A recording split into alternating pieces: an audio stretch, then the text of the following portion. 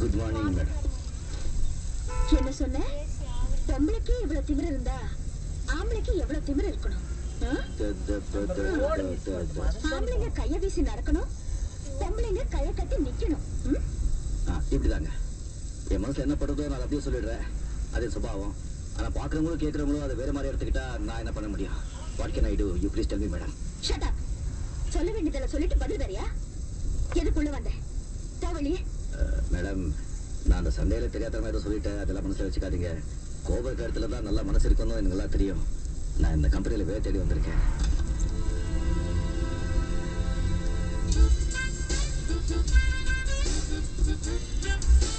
ஷூக்குள்ள pant, செருப்பு தைக்கிற தோல்ல ஒரு ஷர்ட், கண்டக்டர் மாதிரி ஒரு பேக்.